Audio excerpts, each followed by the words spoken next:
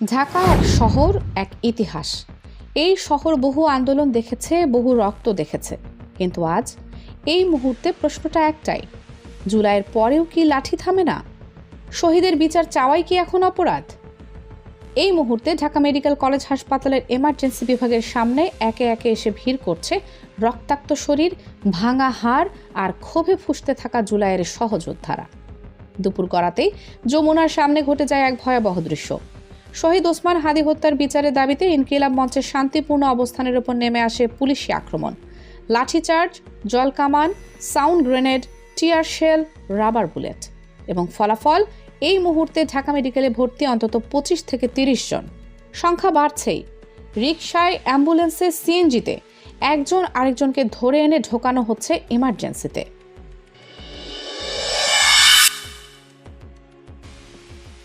আহতদের দেখতে এখানে ছুটে এসেছেন জুলাই আন্দোলনে কাঁধে কাঁধ মিলিয়ে থাকা বিভিন্ন ছাত্র ও নাগরিক আন্দোলনের নেতারা।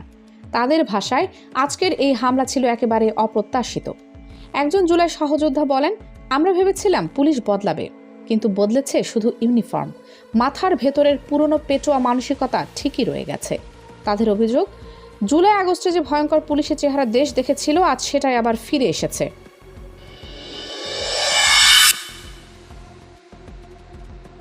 শহীদ হাদীর হত্যার 1 মাস পেরিয়ে গেলেও অপরাধীরা আজও গ্রেপ্তার হয়নি, কিন্তু যাদের অপরাধ শুধু বিচার চাওয়া, তাদের উপর হামলা করতে পুলিশ 1 সেকেন্ড দেরি করেনি।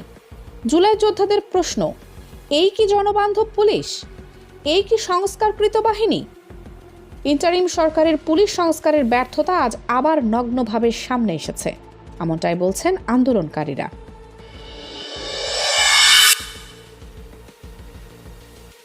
12 তারিখের নির্বাচন সামনে, ঠিক এই সময়ে এমন সহিংসতা, এটা কি কাকতালীয়? অনেকে মনে করছেন ঘোলা পানিতে মাছ শিকারের চেষ্টা চলছে। একজন আন্দোলনকারী স্পষ্ট করে বলেন, পুলিশ যদি ভাবে নির্বাচনের পরেও তারা আগের মতো অপকর্মের ঢাল পাবে, তাহলে তারা ভুল করছে।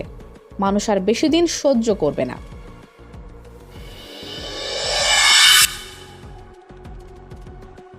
একজন আহত যুবক জানালেন, 2:30টার পর হঠাৎ করে জলকামান শুরু হয়, তারপর সাউন্ড গ্রেনেড, আমরা কখনো ভাবিনি গুলি ছোড়া হবে।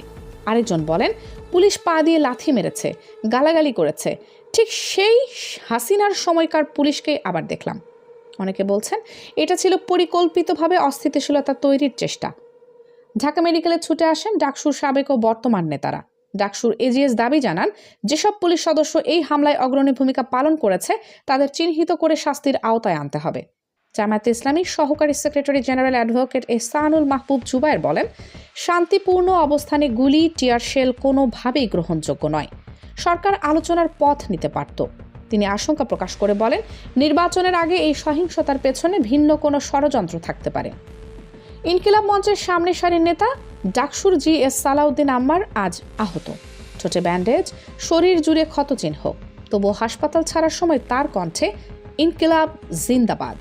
রক্তাক্ত শরীরেও যে স্লোগান থামে না, এই দৃশ্যই যেন আজকের দিনের প্রতীক।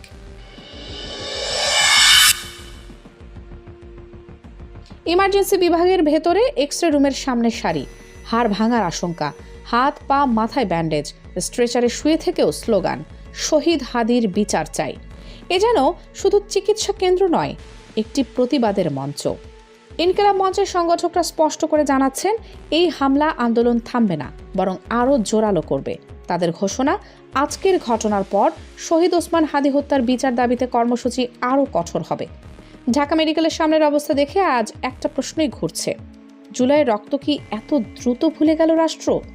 শহীদের বিচার চাওয়া কি সত্যিই অপরাধ?